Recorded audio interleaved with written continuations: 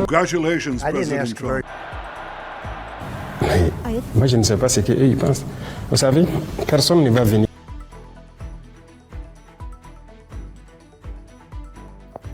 አክብሮታዊ ሰላምታችን በያላችሁበት ድረስ ወደ ኢትዮ ፈርስት ሚዲያ ተከታታዮቻችን እነሆ የዕለቱን ዘገባዎች ከዚህ እንደሚከተለው ማድረስ ጀምረናል።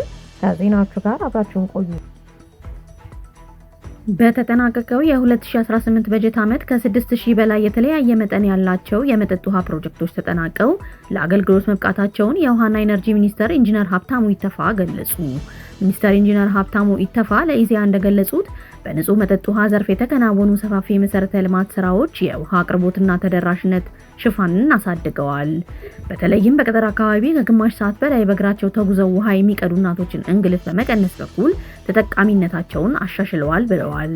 የውሃ ተደራሽነት ተረጋገጠ የሚባለው ሰዎች ከመኖሪያቸው 1 ኪሎ ሜትር ባልበለጠ ርቀት ወይም ከ30 ደቂቃ በታች እግር ጉዞ ንጹህ መጠጥ ውሃ ማግኘት ሲችሉ መሆኑን ተናግረዋል።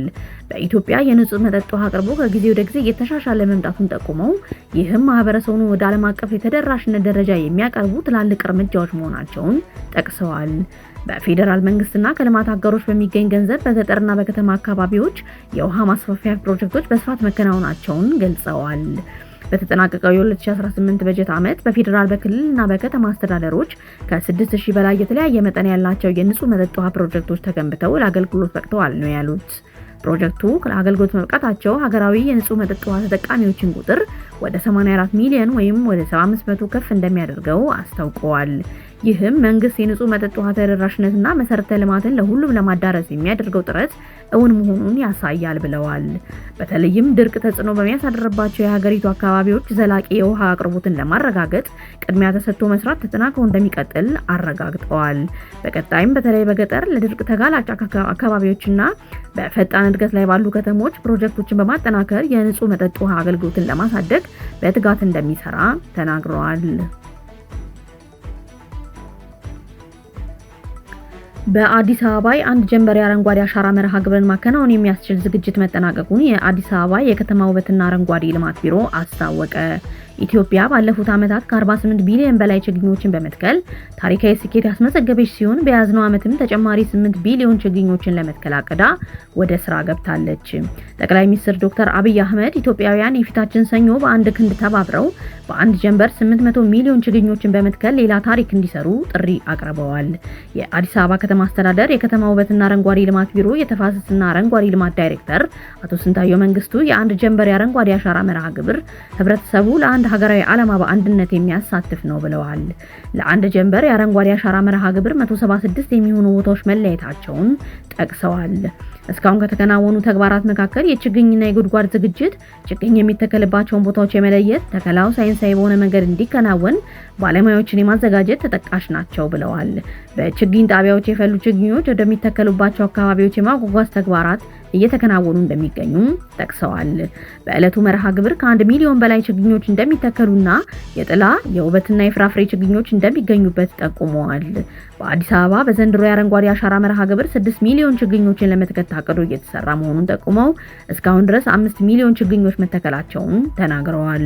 ህብረተሰቡ ከዚህ ቀደም በችግኝ ተከላ ላይ የነበረውን ርብርብ በማሳደግ ሐምሌ 27 ቀን 2018 ዓ.ም በሚካሄደው የአንድ ጀንበር አረንጓዴ አሻራ መርሃ ግብር ላይ በንቃት እንዲሳተፉ ጥሪ አቅርበዋል። ህብረተሰቡ የሚተክላቸውን ችግኞች በመንከባከብ በኩል ሚናቸውን አጠናክረው እንዲቀጥሉ ገልጸዋል። በአዲስ አበባ ከተማ ባለፉት ዓመታት 90 ሚሊዮን ችግኞችን በመትከል የአረንጓዴ ሽፋኑ ከነበረበት 2.8 በመቶ ወደ 24 በመቶ ማድረስ ተችሏል ነው ያሉት። የኢትዮጵያ ፌዴራል ፖሊስ ከኢንተርፖልና ከማላዊ ፖሊስ ጋር በመተባበር በብዙ ኢትዮጵያውያን ወጣቶች ላይ ከፍተኛ የሰብአዊ ድርጊት ሲፈጽም የነበረውን አድነው ባሻው ጉዳሞ የተባለ ህገወጥ የሰዎች አዘዋዋሪ በማላዊ አድኖ በቁጥጥር ስር በመዋል ሐምሌ 22 ቀን 2018 ዓ.ም ወደ ኢትዮጵያ እንዳመጣው አሳወቀ። ተጠርጣሪው ከግብረ አበሮቹ ጋር በመሆን ከማዕከላዊ ኢትዮጵያ ክልል በተለይም ከሀዲያና ከምባታ ዞኖች ወጣቶችን ህይወታችሁን ታሻሽላላችሁ በሚል አታሎ ወደ ደቡብ አፍሪካ ሲያዘዋውር የነበረ ሲሆን ከእያንዳንዱ ተጓዥ ከ600 ሺህ እስከ 800 ሺህ ብር ይጠይቅ ነበር። ተጓዦችን በዕቃ መጫኛ ኮንቴነሮች በተሳቢና በሸራ በተሸፈኑ መኪኖች አጭቆ ወደ ታንዛኒያ ካሻገረ በኋላ ጫካ ውስጥ ጥሏቸው ይፈረጥጥ ነበር። አብዛኞቹ ወጣቶች ደቡብ አፍሪካ ሳይደርሱ በየሀገራቱ ፖሊስ ተይዘው እስከ 3 ዓመት በሚደርስ እስራት የተቀጡ ሲሆን እስራታቸውን ሲጨርሱ እስከ 170 ሺህ ብር ከፍለው ወደ ሀገራቸው እንዲመለሱ ተገደዋል። ፌዴራል ፖሊስ ከ2015 ዓ.ም ጀምሮ ሲያነግ በነበረው ክትትል ተጠርጣሪውን ለህግ ማቅረቡን ገልጾ በውጭ ሀገራት ያሉ ተመሳሳይ ወንጀለኞችን የማደኑን ስራ እንደሚቀጥል አሳውቋል።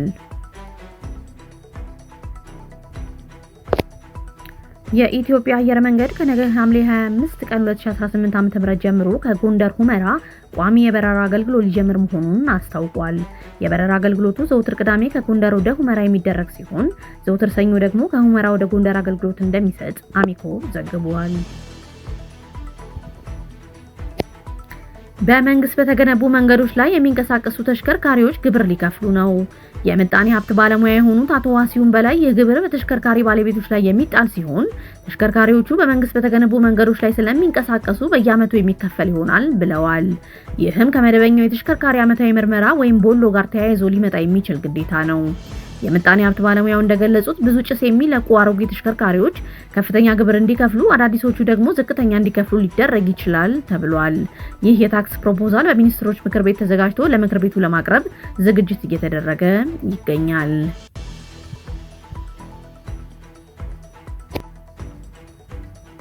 ቻይና ሳውዘርን ኤርላይንስ ከመጪው ጥቅምት ወር 2019 ዓ.ም ጀምሮ ወደ አዲስ አበባ መስመር ለመግባት መወሰኑን አስታወቀ። አየር መንገዱ ከጓንጉዙ ተነስቶ በቻንግሻ በኩል ወደ አዲስ አበባ ቦሌ ዓለም አቀፍ ኤርፖርት የሚያደርገውን ሳምንታዊ 2 የB787 ቦይንግ በረራ በጥቅምት 2 በይፋ ይጀምራል። ይህም ተቋሙ ወደ ኢትዮጵያ ገበያ የሚገባበትን አዲስ ምዕራፍ የሚከፍት ሲሆን በአፍሪካ ሁለተኛ መድረሻው ያደርገዋል። በአሁኑ ወቅት በጓንጉዙና አዲስ አበባ መካከል በቀን እስከ 3 ጊዜ ቀጥታ በረራ በማድረግ ላይ የሚገኘው የኢትዮጵያ አየር መንገድ ሲሆን የቻይና ሳውዘርን መግባት የሁለቱን ሀገራት የአየር ትራንስፖርት ትስስርና የንግድ ግንኙነት ይበልጥ ያጠናክረዋል ተብሎ ይጠበቃል። ወቅታዊ መረጃ እንዲደርሳችሁ ኢትዮ ፈርስት ሚዲያን ሰብስክራይብ በማድረግ ቤተሰብ ይሁኑ።